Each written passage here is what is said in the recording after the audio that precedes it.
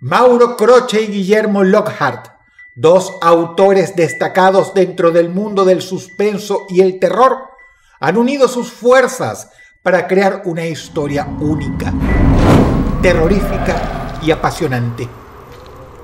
La primera y gran novela de voces anónimas que permanecerá en la mente del lector durante mucho tiempo.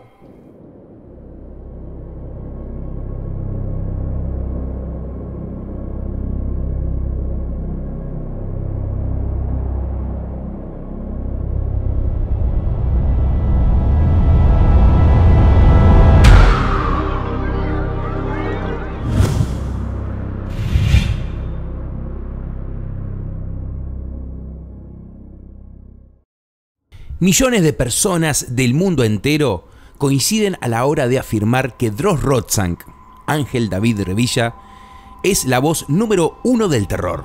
Uno creería tener un terrible problema de visión al ver semejante cosa, a un doble exacto, haciendo exactamente lo mismo. Pero las 13 alumnas lo vieron al mismo tiempo. Este talentosísimo narrador de historias participó en numerosos capítulos de Voces Anónimas. Y hoy queremos compartir con todos ustedes un nuevo video con sus escalofriantes relatos. Así que, como les digo siempre, apaguen la luz de su habitación, suban el volumen y déjense llevar por la voz del mejor narrador de historias del mundo. Estas son las 6 historias más impactantes narradas por Drost Rotzank. Número 6. El torturador.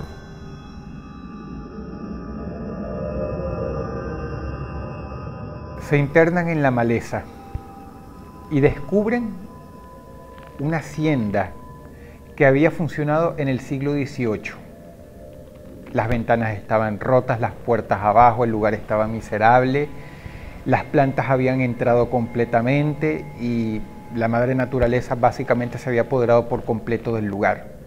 Lo investigan, se meten a ver y descubren que de buenas a primeras el sitio había sido un laboratorio de minerales, ¿verdad? Uno bastante rústico, donde de repente sacaban plata u otras cosas. Empiezan a limpiarlo porque el lugar, por supuesto, sirve como un museo. México es un país sumamente turístico. Muchas de sus ganancias la obtienen por el turismo, porque está lleno de cosas formidables y maravillosas. Y entonces dijeron, bien, acabamos de descubrir una edificación del siglo XVIII, vamos a adaptarla bien y vamos a limpiarla. Pero mientras están limpiando, una tarde, hacen un descubrimiento. Se dan cuenta, barriendo, de que el lugar tenía un sótano, y un sótano muy grande, unas puertas que se abrían en dos, gigantescas. Se miran las caras, abren, rompen la cadena oxidada que habrá quedado de aquel entonces, lo abren y hay unas escaleras que van hacia la oscuridad.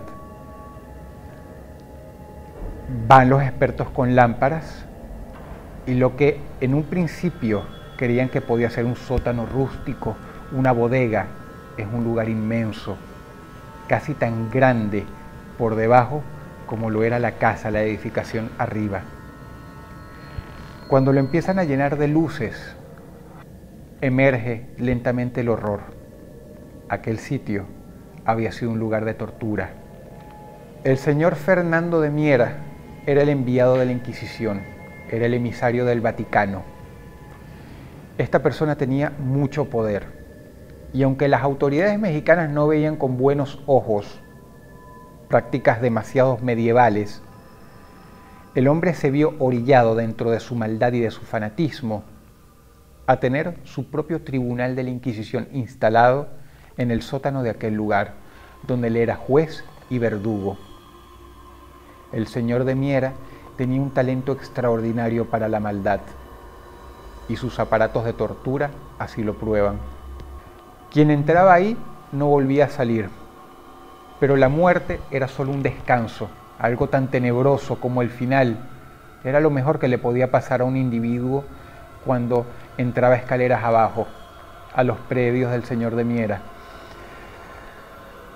Podían llegar a ser torturados por días y tenían varios aparatos, entre ellos la rueca, donde los amarraban de piernas y brazos en una rueda y les daban vuelta lentamente hasta sumergirles la mitad del cuerpo en agua. Y justo cuando estaban a punto de asfixiarse, cuando habían tragado agua, cuando tenían líquido en los pulmones, los sacaba de vuelta. Y así podía estar jugando con ellos durante horas, en búsqueda de alguna lunática confesión que seguramente había sido extraída a la fuerza y era completamente falsa.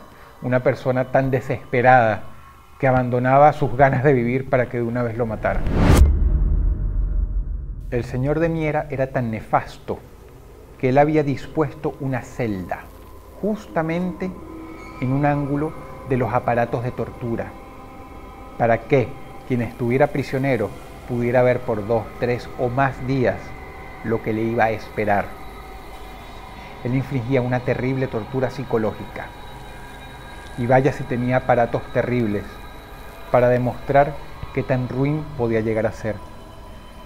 Estaba el potro, donde amarran a una persona de las extremidades en una plancha y por medio de un engranaje con una palanca comienzan a estirarlo y a estirarlo y a estirarlo hasta que las coyunturas, el hueso con los tuétanos, todo lo que une se desgarra y una persona termina desangrándose por dentro.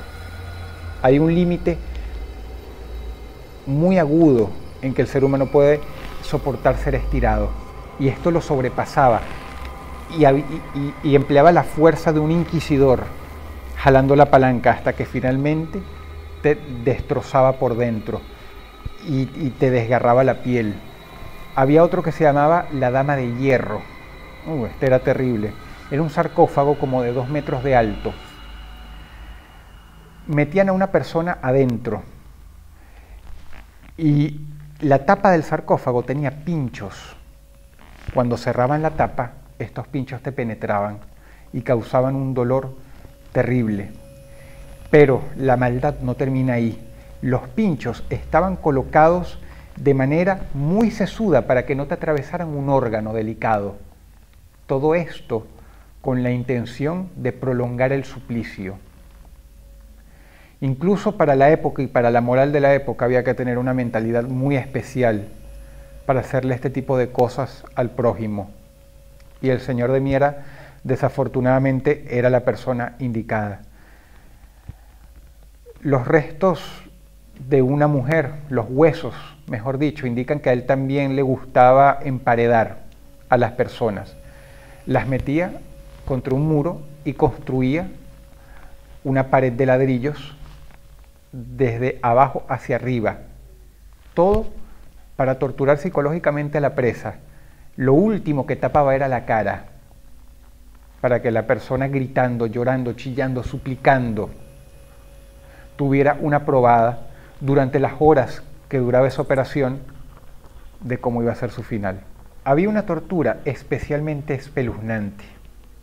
Le ponían algo en la cabeza a la víctima para que no se moviera. Y en la parte posterior del aparato había una tuerca enorme que uno podía girar con los dedos, con la mano abierta. Y mientras tú más la girabas, el otro extremo de la inmensa, de la gigantesca tuerca, te presionaba la vértebra. Y la idea era darle vueltas y darle vueltas y darle vueltas, o pena de los gritos, de los llantos de la persona torturada, hasta matarla. El río de sangre corriendo por su espalda, goteando en el suelo, pero no se debía parar hasta romperle el hueso, hasta que sonara crack con el último jirón.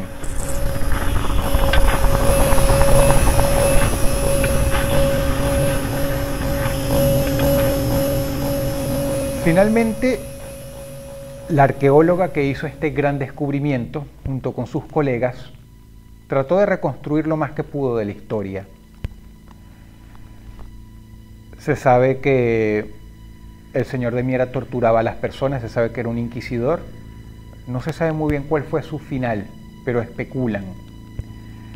Y es que el terrible inquisidor cometió un grave error.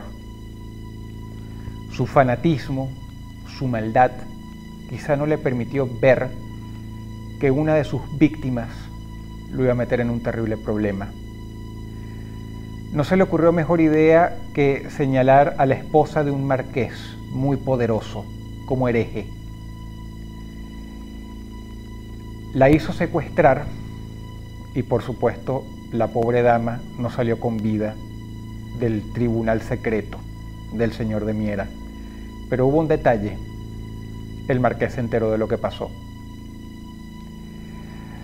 Se especula que lo mandaron a asesinar, probablemente de una manera tan terrible como él había despachado a sus víctimas. Y quizá fue esta la manera en que tan nefasto personaje encontró su justo y merecido final.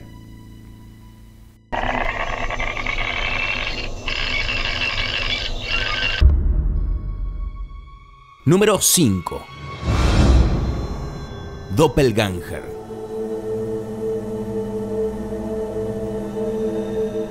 Todos dicen que sobre la faz de este mundo tenemos un doble, alguien idéntico a nosotros. Es una creencia muy extendida. Sin embargo, la parte más oscura de esta superstición deviene en el doppelganger. Es una palabra alemana compuesta y versa sobre un doble exactamente igual a nosotros. Pero en este caso particular, es un doble que no augura absolutamente nada bueno.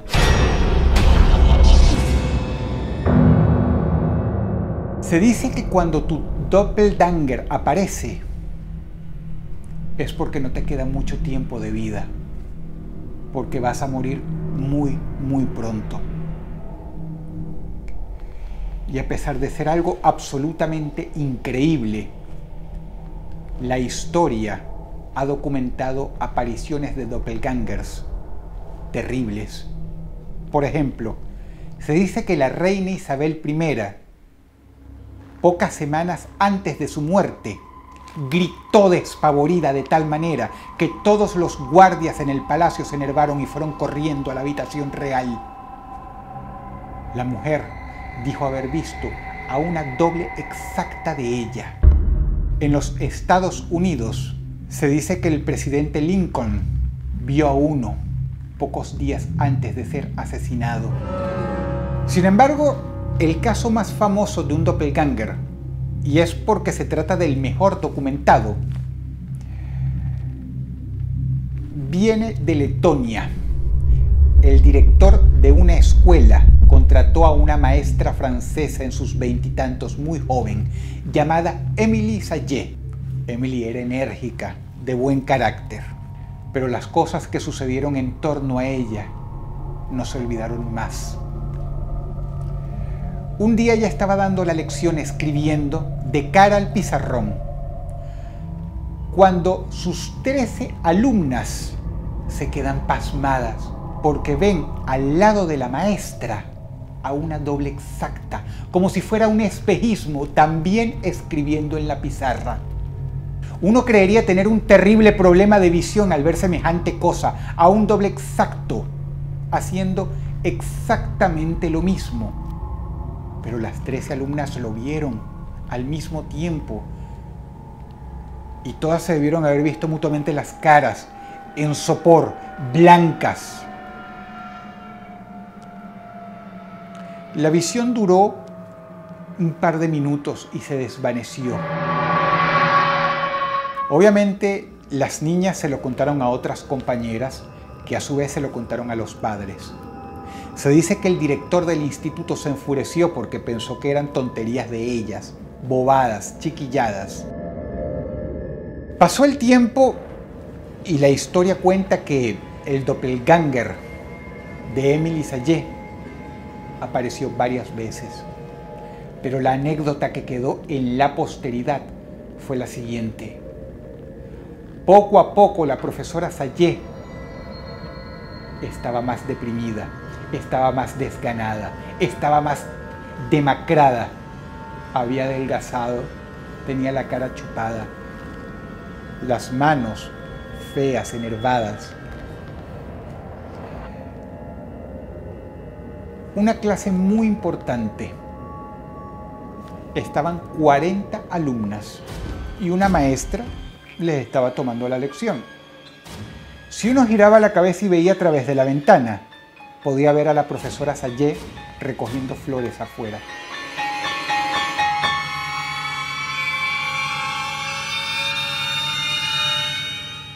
Pero entonces la maestra termina de dar su lección y se va. Para sorpresa de las estudiantes, aparece Emily Sayé y comienza a dar la clase escribiendo en el pizarrón.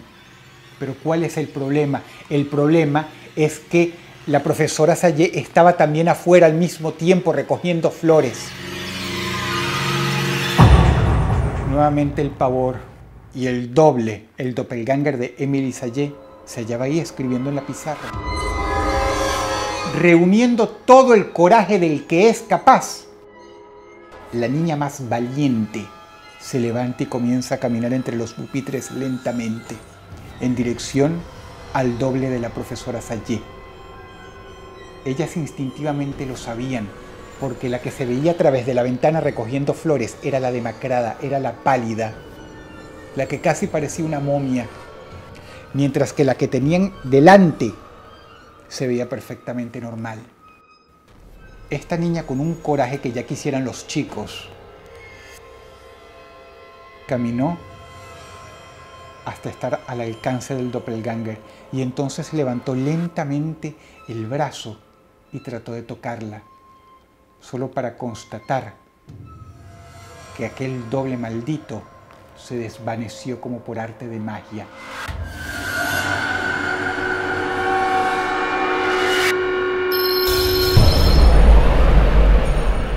Todas las niñas al unísono, las más de 40 en aquella aula, comenzaron a gritar desaforadamente. Y fue así como el rumor se hizo demasiado grande y demasiado fuerte como para ser contenido. Al director no le quedó más remedio que despedir a Emily Sayé, a la demacrada maestra Sayé. Y nunca supimos qué fue de ella, aunque sin dudas no se augura absolutamente nada bueno. La reputación de la escuela a raíz de ese incidente, porque 13 chicas es una cosa, pero 40, más de 40, fue tal, aquel manchón fue tal, que el instituto tuvo que cerrar poco después.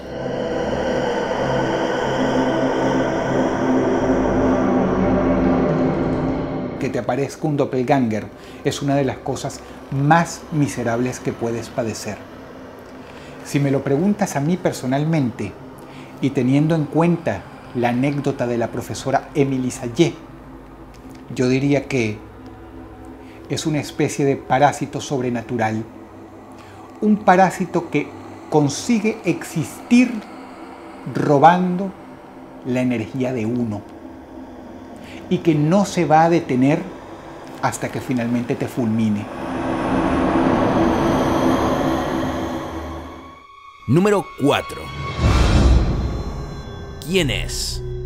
La historia que les voy a contar es una de las más perturbadoras que me ha llegado en los últimos tiempos.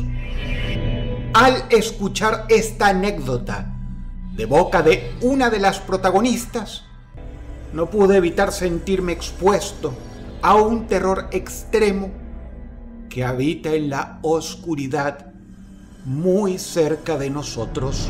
Resulta que aquella noche, la noche que ocurrió todo, Mariana se internó junto con Ignacio y sus amigos en una vieja casa abandonada, la mansión Brouchet.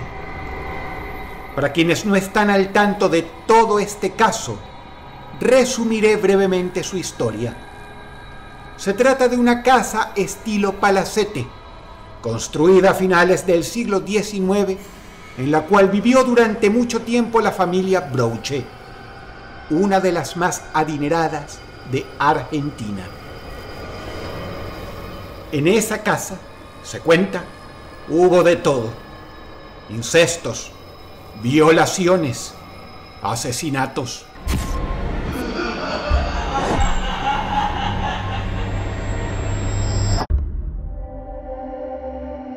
Pero la casa realmente se hizo conocida por una de sus últimas moradoras, Madame Brouche, de quien se decía era medium. La mujer tenía el don de la adivinación y practicaba la magia negra.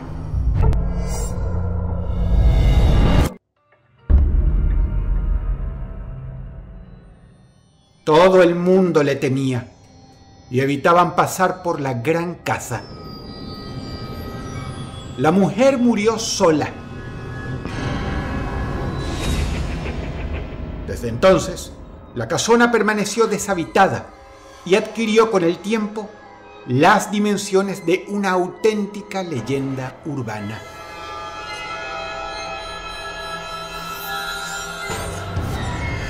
Se decía que se podía ver la figura de Madame Brouche por las noches, asomada a la ventana.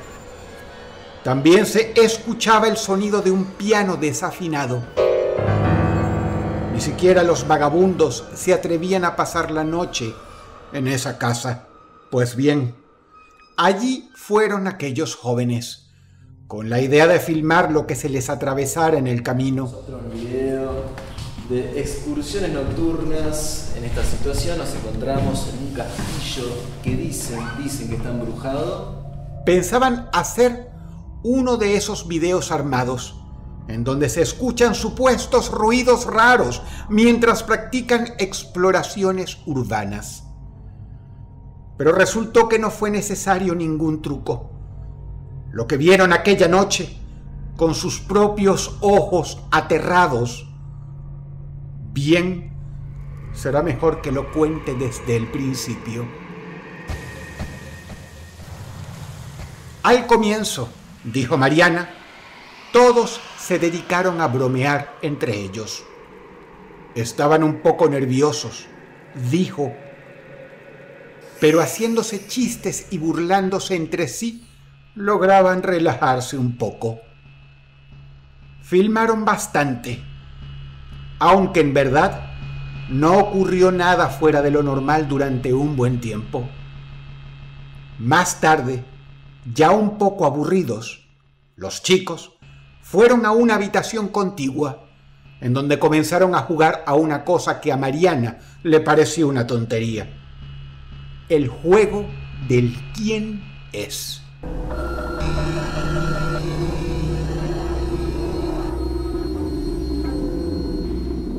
Ese juego, explicó Mariana, consiste en vendarse los ojos, mientras los demás se esconden en diferentes partes de una habitación. El de la venda cuenta hasta 10 y comienza a buscar a los otros.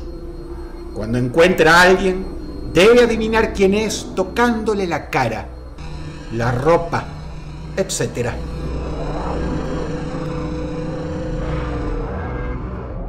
A Mariana le pareció algo muy absurdo. No entendía por qué se les había ocurrido jugar a ese juego justo en ese lugar tan tétrico. Pero de todos modos aceptó. Ignacio fue el primero en hacerlo. 10, 9, 8. Bien. Acá voy.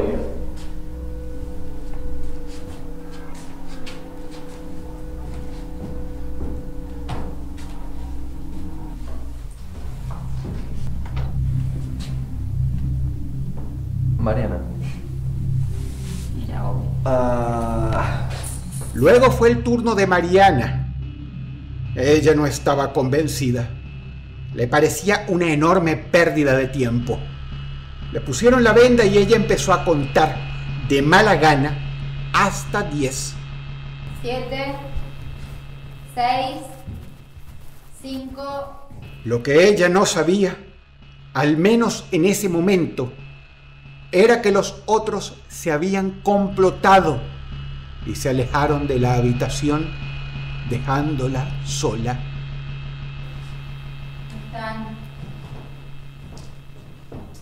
Chicos, es una pelotudez este juego. Ignorante de esto, Mariana terminó de contar y comenzó a buscar. tanteó paredes y muebles. Al fin se encontró con alguien. Estaba parado frente a ella. Mariana alzó sus brazos y le tocó la cara. Descartó enseguida a Sebastián, porque no tenía anteojos y porque su altura no concordaba. Quedaban las otras chicas del grupo, Cintia y Cecilia. Tocó las manos. Sin dudas, eran la de una mujer. Lo que llamó la atención a Mariana era que estaban frías, muy frías. Eso le descolocó un poco. Harta ya del juego y un poco desconcertada, se quitó la venda.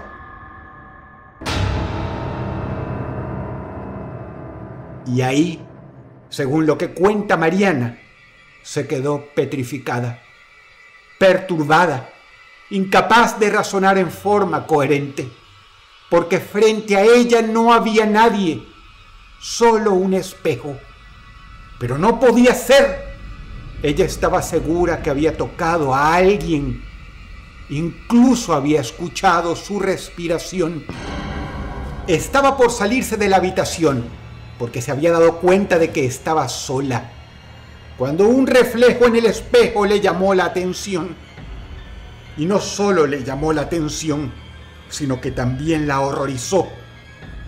Le puso los pelos de punta.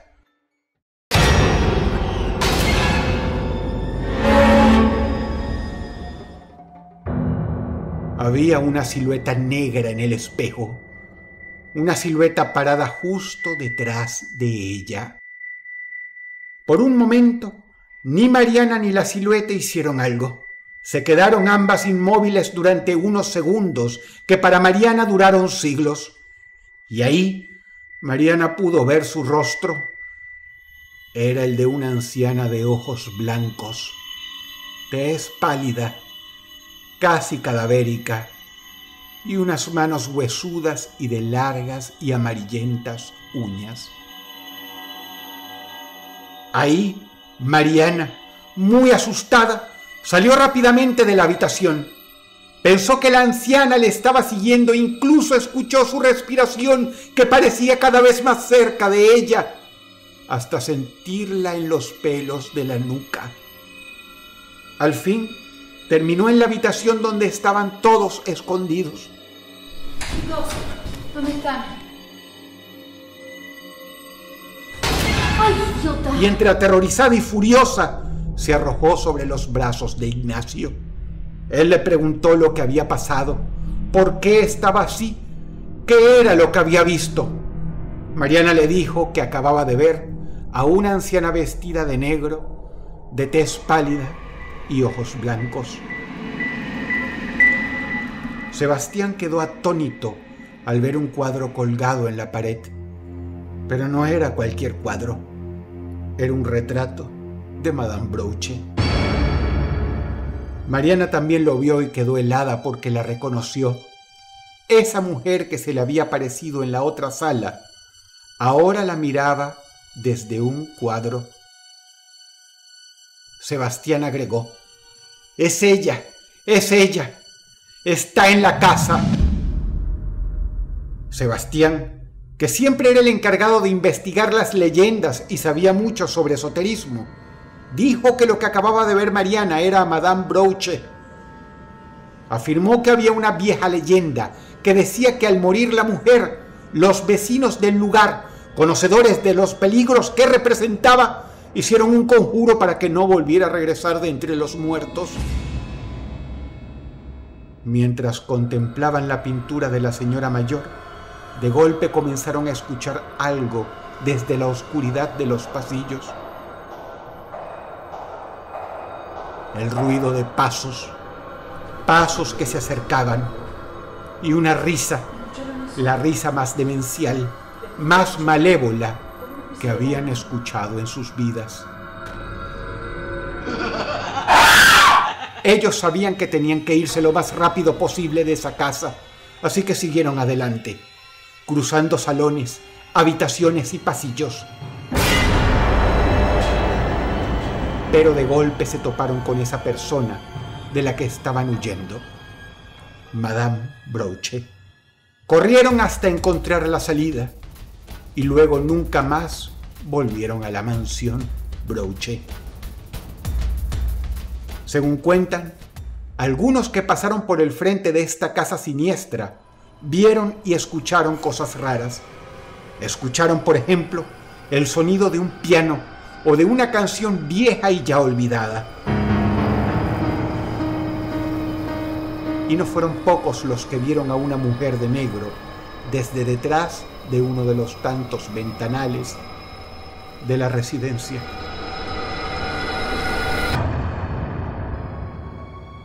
Número 3. Los visitantes.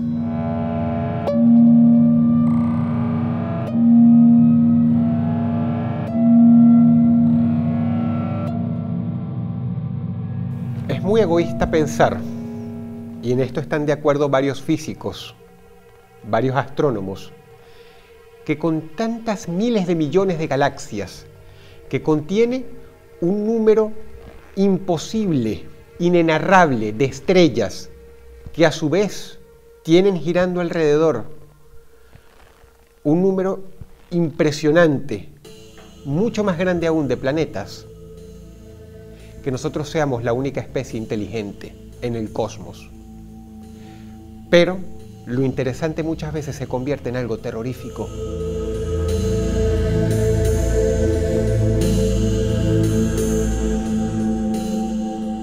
Esta historia sucede en el departamento 33 de Uruguay. Virginia Varela era una trabajadora y ella vivía en un albergue junto con sus compañeras de trabajo. Una noche se despierta alrededor de las 11 porque siente, o por lo menos eso es lo que ella piensa, eso es lo que ella intuye, que hay un perro rascando la puerta. Y a pesar de que esa es un área rural y que hay perros, ellos jamás hacían eso. Y ahí estaba lo que ella suponía era un animal rascando la puerta. Se tienta a despertar a la compañera, pero no lo hace. Finalmente, el ruido cesa y tal como se despertó se vuelve a dormir. A las 2 de la madrugada se vuelve a levantar porque está escuchando algo extraño, sonidos de pisadas alrededor del hospicio. Se quita las sábanas de encima, pone los pies sobre el frío suelo, se levanta y se da cuenta de algo.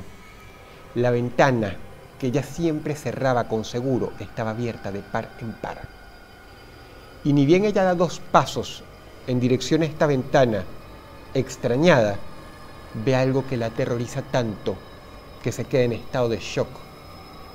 Allá afuera, mirándola de vuelta,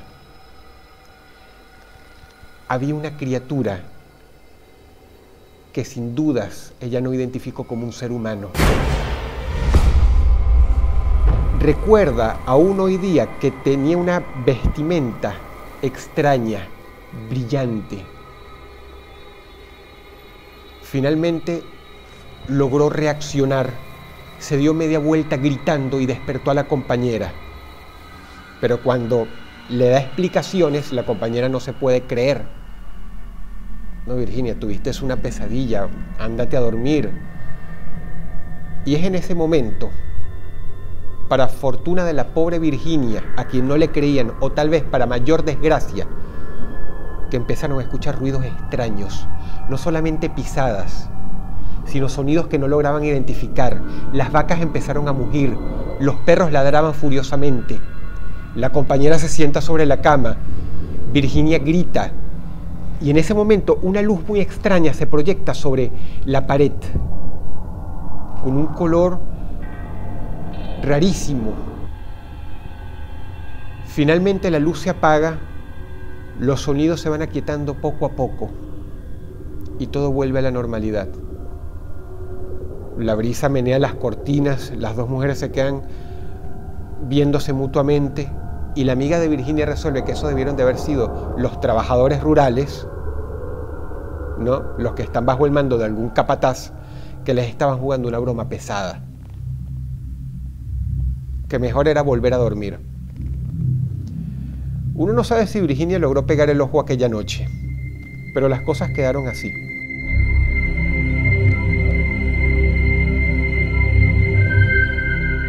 Al día siguiente, cuando este terrible suceso se iba a convertir ya en una anécdota pasada y sumamente pesadillesca,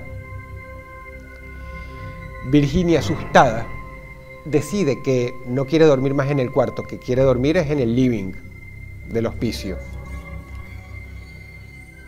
Bueno, hay una conversación entre ellas y finalmente llega la hora de acostarse. Pero entonces, como un horror nocturno vuelve a ocurrir. Virginia observa que en el resquicio de la puerta, debajo, entre la puerta y el suelo, se ve una luz muy brillante.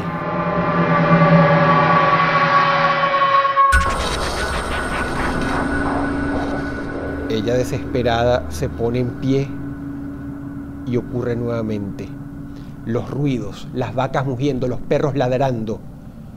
Ella sabe en el fondo que esto no son personas jugándole bromas. Incluso siente vibración. Y las amigas, por supuesto, están aterrorizadas gritando. Virginia se arma de valor entre la furia y el terror, cada cual a la par con la otra, y abre la puerta. Lentamente, pero dispuesta, resuelta a enfrentar lo que sea que la estaba atormentando tanto, a ella y a sus compañeras. No ve nada, pero las vacas mugen desesperadas y los perros están furiosos ladrando y ladrando. Ella sale y empieza a caminar intentando buscar el origen de aquello, de aquella luz que había visto. Caminando entre el bosque, los sonidos se van aquietando tal como en la noche anterior. Los perros dejan de ladrar, las vacas dejan de mugir, aquellos ruidos extraños cesan levemente y se percate que, levantando los ojos hacia la bóveda celeste, hay dos luces extrañas que se mueven de manera coordinada, inteligente. Y de un segundo para otro, es como si las luces desaparecieran por el firmamento a una velocidad vertiginosa. Aquella noche fue muy difícil para todas, pero no fue sino hasta la mañana que se dieron cuenta de las consecuencias que había dejado todo lo ocurrido la noche anterior. Las ventanas que habían cerrado con seguro estaban todas abiertas, habían cosas desordenadas. Y lo más importante es que habían desaparecido objetos, una caja de fósforos, una bolsa de tela, inclusive algunas pegatinas, calcomanías en un equipaje se habían ido completamente. A ella se le ocurrió que tal vez se habían llevado esas cosas como una especie de recuerdo. No lo sabe y en el fondo no quiere saberlo. Pero este caso pasó a la historia como uno de los encuentros más violentos y más terroríficos en la historia de Uruguay.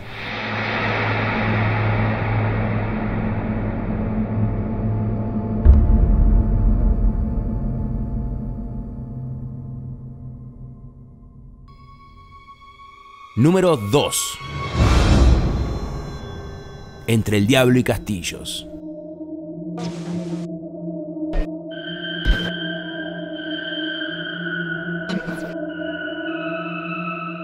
Eran las 3 de la madrugada del 9 de enero de 2011. La banda de rock uruguaya Déjà Vu estaba haciendo una gira de verano, tocando en diferentes playas. Por esa razón, se trasladaba en una camioneta grande, estilo van. Habían realizado un recital en el balneario Punta del Diablo y viajaban por la Ruta 9 rumbo a Arachania, donde se estaban quedando.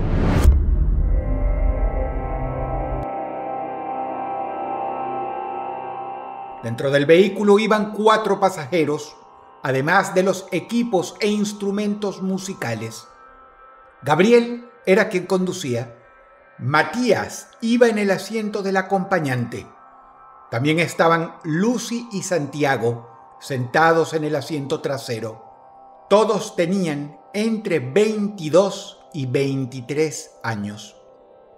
La camioneta estaba pesada y como era vieja, no lograba alcanzar gran velocidad, así que el viaje fue lento. Todos estaban agotados, pero igualmente luchaban contra el cansancio. Un tema de rock sonaba en la radio, mientras una nube de humo de cigarro envolvía a todos los pasajeros. Todos a excepción de Gabriel se quedaron dormidos. La ruta comenzaba a tornarse eterna para el agotado conductor, que apenas unos kilómetros después pisó un pozo y el sacudón de la camioneta los hizo despertar a todos, incluyéndolo a él. Matías increpó a su amigo por haberse quedado dormido y le pidió que tuviera más cuidado. Luego le preguntó si se había desviado porque aquel camino en el que se encontraban era bastante diferente que la ruta por la que habían viajado toda la noche. Gabriel le reveló a su amigo que no sabía muy bien en dónde se encontraban, pero que creía que estaban muy cerca de la ciudad de Castillos. Lucy, que estaba en el asiento de atrás, al escuchar el nombre de la ciudad, agregó: ¿Sabían que Castillos es de los lugares que se suicida más gente del mundo? ¿Sabían que Castillos es uno de los lugares en los que se suicida más gente del mundo? Lucy, ¿qué estás diciendo? ¿Pensás que es una especie de lugar maldito, como ese bosque de Japón en el que se suicidan las personas?, preguntó Santiago, riéndose y tomándole el pelo. La chica le respondió que hablaba en serio y que lo había visto en las noticias, que a pesar de ser una ciudad muy pequeña, de acuerdo a los índices de porcentajes de suicidios, en el sitio ubicado en el puesto número 1 en Uruguay y aparentemente también está en los puestos más altos en la escala mundial. Igual dicen algo de una piedra negativa abajo del pueblo y algo del viento. La chica agregó, además, que esto sucede porque parece que hay una piedra negativa abajo del pueblo y algo relacionado con el viento. Al escucharla, sus amigos se rieron un poco y siguieron debatiendo sobre el tema de las muertes en Castillos durante un par de minutos, hasta que de golpe la radio comenzó a fallar. Esa es la piedra negativa. Al principio se preocuparon, pero luego se rieron un poco sobre el asunto. Luego, todo estuvo bastante tranquilo, hasta que, en determinado momento, Matías comentó intrigado que en la ruta había alguien pidiendo ayuda. Fue entonces cuando todos los ocupantes de la camioneta vieron que a un costado de la ruta había un auto estacionado con matrícula argentina y, unos metros más adelante, estaba parado el que parecía ser su dueño. Un hombre haciendo ademanes exagerados con sus manos, bajándolas y subiéndolas sin parar. Gabriel no sabía si frenar o no, por eso bajó un poco la velocidad de la camioneta. Consultó a los demás sobre qué hacer y todos se pusieron de acuerdo en detenerse para ver si el señor precisaba ayuda. Pararon unos metros adelante y prendieron las balizas del auto mientras esperaban que la persona se acercara. Gabriel lo buscaba con su mirada a través del espejo retrovisor, pero en el lugar de la ruta en el que habían visto al hombre pidiendo ayuda, no había nadie. Todos se quedaron callados y bastante nerviosos. Algo les decía que, tal vez, no era una buena idea haber frenado, pero ya estaban con el vehículo detenido a un costado de la ruta, así que aguardaron unos instantes más en silencio. De pronto, un golpe proveniente de una de las ventanillas los hizo saltar a todos. Era el sujeto que estaba pidiendo ayuda, un hombre rubio de unos 45 años, alto y con una barba espesa. Notaron que estaba bastante agitado, no solo por haber corrido hasta la furgoneta, sino porque parecía estar fuera de control. Tenía los ojos desorbitados. Gabriel le preguntó si estaba bien y si precisaba algo. El extraño de la ruta, luego de estudiar al conductor con la mirada, le dijo: Soy Juan Rodríguez, médico de La Plata. Soy Juan Rodríguez, médico de La Plata. Quiero pedirles algo. ¿Para dónde van? Matías le respondió que iban rumbo al balneario Arachania, y el sujeto, al escucharlo, les pidió temblando que por favor se llevaran a su hija lo antes posible. Llévensela, por favor. Llévensela, por favor, les pidió, a la vez que señalaba hacia un punto. Los jóvenes miraron hacia el lugar que el hombre señaló y vieron a una chica de unos 14 años parada debajo de un poste de luz. Vestía ropa antigua y tenía una valija vieja, de esas de cuero, a su costado. Lo que les pareció raro a los integrantes de la banda fue que, a diferencia de su padre, ella parecía estar muy tranquila, mirando la nada, sin dar ninguna señal de peligro o emergencia. ¿Por qué no la llevas vos?, le preguntó Matías desde el asiento del acompañante, al ver que la muchacha parecía estar bien. Al escucharlo, este sujeto, que decía ser un médico argentino, comenzó a golpear la ventanilla y a decirles que tenían que llevársela sí o sí, y a medida que les insistía, se exaltaba más y más. «Todavía están a tiempo. Llévensela, por favor», les insistía el hombre con la cara pegada a la ventanilla. «¿Tiempo para qué?», preguntó Gabriel, que sospechaba que no era nada bueno lo que les estaba sucediendo. Y entonces el hombre lo descolocó con una respuesta que no tenía nada que ver con lo que él acababa de preguntarle. ¿Vieron qué linda que es? Tiene el mejor perfume. ¿Vieron qué linda que es? Tiene el mejor perfume. El extraño de la ruta hablaba eufórico, y esto, sumado a las incoherencias que decía, comenzó a asustar aún más al grupo de amigos. El hombre siguió hablando y comenzó a ponerse violento. «Llévensela de acá. Llévensela, por favor».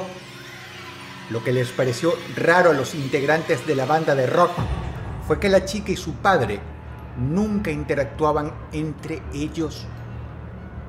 No parecían percatarse de la presencia del otro.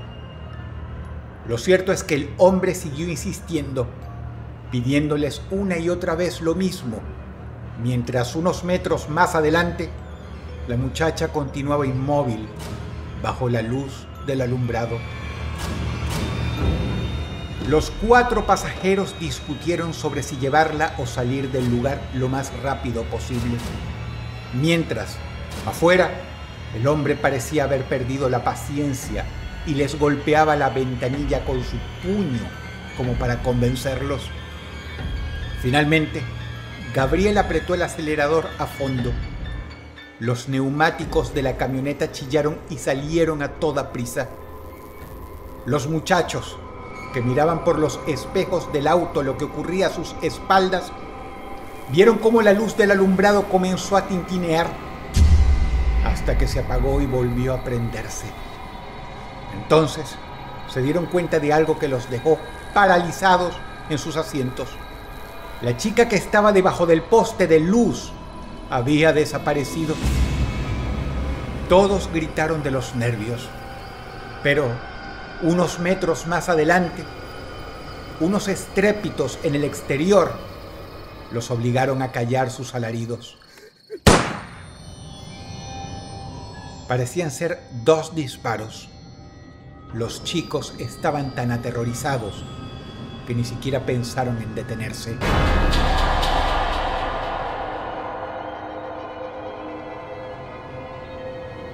Luego de vivir esta extraña experiencia, los integrantes de la banda quedaron verdaderamente impactados. Estuvieron consultando en la red y preguntando en Rocha si alguien sabía algo sobre un tal Juan Rodríguez de La Plata, Argentina. Pero nadie podía decirles nada. Siguieron buscando, sobre todo en internet, googleando palabras claves tales como accidente, ruta 9, muerte, además de los datos personales que les dio el hombre, pero nunca encontraron nada. Cuentan que tiempo después, los chicos accedieron a un video de una cámara de seguridad ubicada en el lugar de los hechos. Al ver las imágenes, vieron como en un principio todo estaba perfecto. La camioneta llegaba al lugar y frenaba. Gabriel bajaba su ventanilla y se lo veía hablar. Hasta ahí todo normal. Pero el tema es que del otro lado de la ventanilla no había nadie, ni una señal de ese médico que decía llamarse Juan Rodríguez, ni tampoco de la que supuestamente era su hija. Los integrantes de la banda vieron una y otra vez aquella filmación con sus miradas atónitas, sin poder dar crédito a lo que estaba sucediendo. Matías, quien viajaba en el asiento de acompañante aquella noche, se quedó tan intrigado que decidió llegar al fondo del asunto. Fue así que se puso en contacto con una astróloga para que lo ayudara a atar los cabos sueltos. La mujer le hizo una carta astral y, luego de preguntarle su fecha de nacimiento y la de sus amigos, el horario, día y lugar en el que vivieron la experiencia con el hombre que les apareció en la carretera, llegó a una conclusión que al músico le heló la sangre. Le reveló que sí había ocurrido algo con ese sujeto, que la experiencia vivida había sido real, que de alguna manera se había abierto un portal y había dado lugar a un encuentro sobrenatural.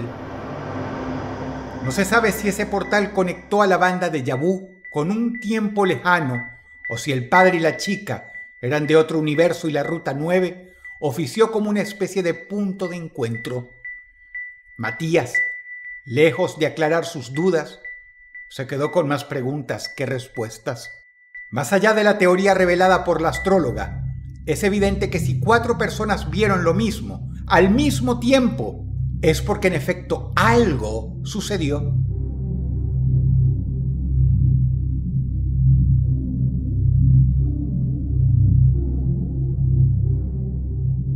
Ya pasaron casi 10 años y los integrantes de la banda uruguaya Déjà Vu siguen sin poder explicar lo que vivieron. Una experiencia que quedará marcada a fuego en su memoria por el resto de sus vidas.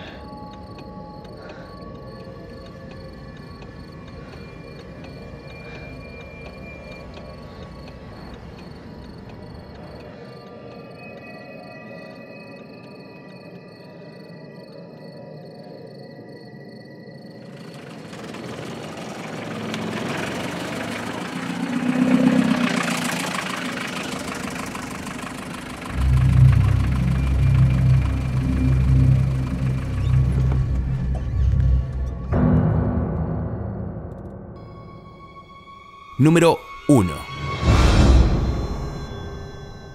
Teke Teke.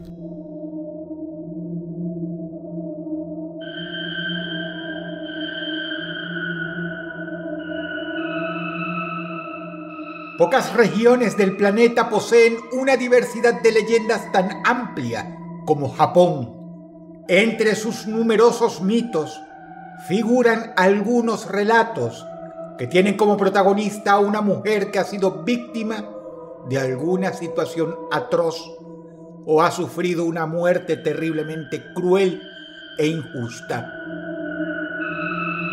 Se trata de espantos femeninos que buscan venganza y que deambulan en nuestro mundo envueltos en furia.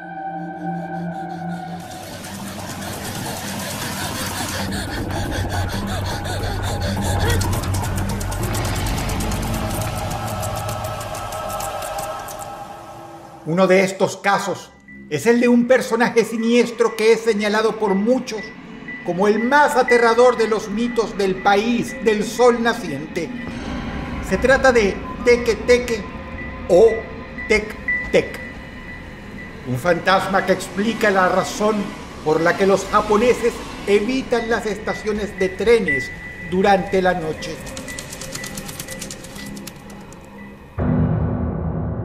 Esta criatura sobrenatural y despiadada recibe su nombre por el sonido que emite al desplazarse con lo que le queda de su cuerpo. Lo preocupante del caso es que a este ser de pesadillas se le adjudican algunas muertes misteriosas que tuvieron lugar en diferentes partes de Japón.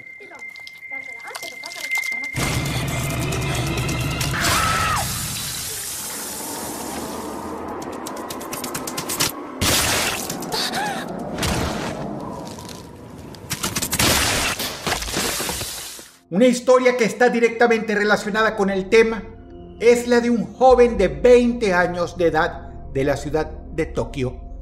Este muchacho regresaba a su casa luego del cumpleaños de un amigo. Esa noche la ciudad estaba más tranquila que nunca y no había nadie en los alrededores. El joven caminó tranquilo, acompañado únicamente por el eco de sus pasos. De pronto, cuando estaba a punto de cruzar las vías del tren, vio en una casa cercana a una chica muy hermosa que se encontraba recostada sobre un balcón y que lo miraba fijamente. El balcón estaba muy cerca de las vías y de la estación de trenes, así que ambos se fundieron en cruce de miradas que fue capaz de congelar el tiempo y el espacio. El muchacho estaba obnubilado con aquella mujer que parecía salida del más hermoso de los sueños. Quizás fue por eso que se quedó mudo sin saber qué hacer o decir. La que se animó a romper el hipnotizante silencio fue la muchacha quien, a través de una pregunta tan extraña como alocada, descolocó al chico. ¿Dónde están mis piernas?, preguntó. El muchacho, bastante confundido y sin entender bien a qué se refería, pensando en que tal vez todo se trataba de una inocente broma, respondió: sinceramente, no sé a dónde fueron a parar tus piernas. Por aquí no las veo. El chico bromeó, intentando ser simpático, suponiendo que aquello se trataba de un chiste para romper el hielo en aquel momento incómodo en el que los dos se habían quedado tímidamente callados. Pero aquella respuesta, lejos de amenizar la repentina charla, produjo una reacción horripilante en el rostro de la joven que, al escucharlo, enfureció por completo y saltó del balcón, revelándole de esa manera que le faltaba la mitad inferior de su cuerpo. Aquella mujer solo tenía su torso.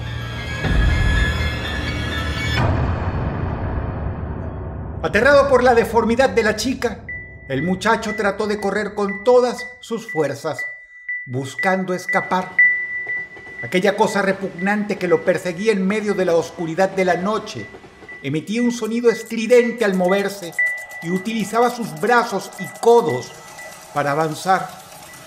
El chico corrió y corrió, pero sus intentos fueron nulos, porque aquel ser deforme y sobrenatural se le fue acercando con la velocidad de un tren hasta alcanzarlo, para terminar cortándolo en dos con sus afiladas garras. Las dos mitades de su cuerpo quedaron tendidas sobre las vías del tren y el extraño ser desapareció en medio de las sombras de la noche. Esta historia salió a la luz porque cerca del lugar de los hechos se encontraba un testigo, un vagabundo que vivía en ese sector de la estación de trenes nipona. En su momento, le relató a la policía con sumo terror aquel evento imposible que sus ojos habían visto. Pero ninguno de los oficiales le creyó porque el hombre vivía alcoholizado y esto le quitaba credibilidad. Así que se determinó que el cadáver del muchacho que fue encontrado sobre las vías del tren brutalmente mutilado era el resultado de un accidente ferroviario.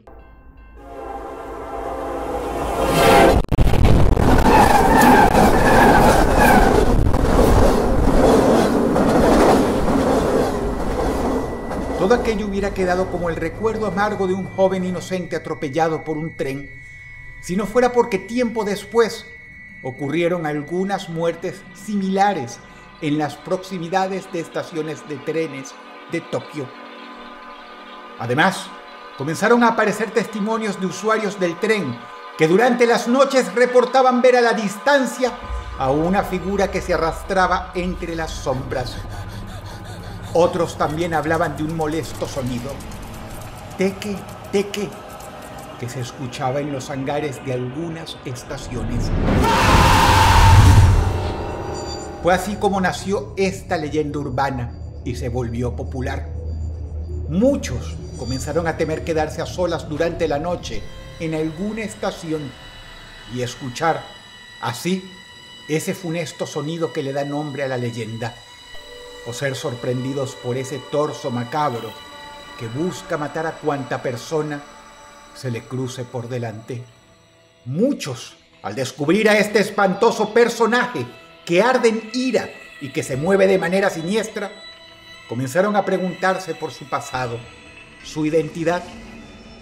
Fue así como dieron con el origen de este espeluznante mito japonés.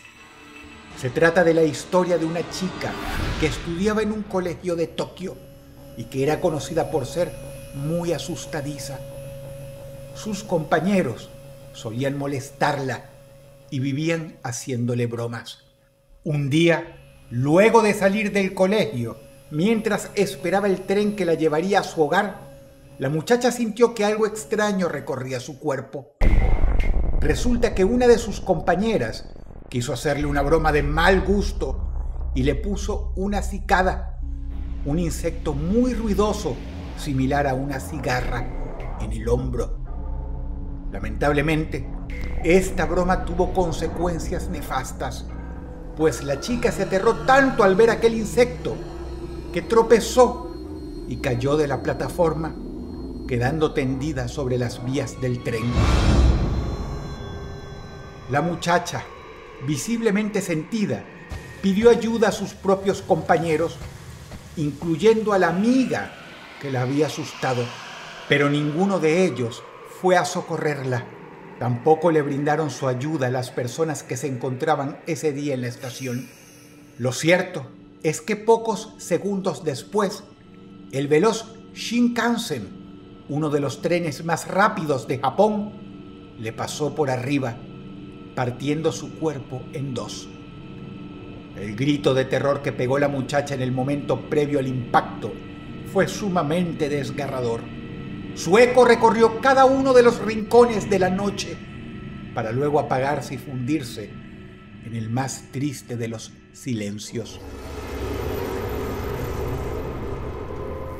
Cuentan que desde ese día El fantasma de esta muchacha pena cerca de las estaciones, buscando acabar con bromistas como aquellos que la llevaron a la muerte, aunque no duda en acabar con inocentes también. La aparición de la muchacha visita escenarios similares al de su muerte para vengarse despiadadamente y descargar toda su ira. Lo hace convertida en un torso siniestro y se arrastra con movimientos imposibles y, a la vez, llamativamente veloces. Quienes la vieron y pudieron narrar lo ocurrido cuentan que esta criatura repugnante se arrastra con sus manos deformes, cuyos dedos largos y filosos son capaces de perforar a una persona o partirla en dos. Además, dicen que se desplaza haciendo ese sonido estridente y perturbador, ese tec-tec que le dio nombre a la tenebrosa leyenda. En el presente, en Japón, todos hablan sobre este relato sobrenatural. Una prueba de lo popular que se tornó esta leyenda urbana es el hecho de que fue llevada al cine de la mano del director japonés Koji Shiraishi en el año 2009. La película se llama igual que la leyenda, Teke Teke, y su éxito fue tan grande que el mismo año se filmó la segunda parte. Estremece corroborar la gran cantidad de casos actuales que parecen tener una profunda relación con este espectro de pesadillas. Por eso, cuando los japoneses descubren a través de las noticias que algún cuerpo apareció descuartizado sobre las vías del tren, lo asocian inmediatamente con Teke Teke, ese torso espectral que acecha a las personas de manera traicionera. Un espíritu que arde en ira y cuya sed de venganza lo llevará a atacar sin piedad a quien tenga la mala fortuna de cruzarse en su camino.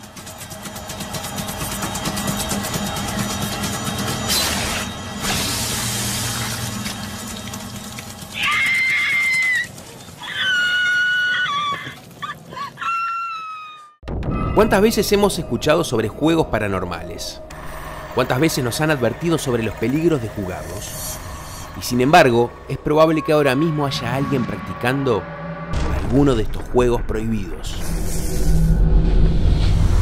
Nuevo libro de Voces Anónimas, Juegos Prohibidos. Canjealo en Habitat con beneficios exclusivos para participantes de Habitat Familia. Si el video te gustó, dale like y compártelo. Puedes seguirnos en las redes sociales y descubrir historias fascinantes, creepypastas y las mejores leyendas urbanas. Soy Guillermo Lockhart y te doy las gracias por ser parte de las Voces Anónimas.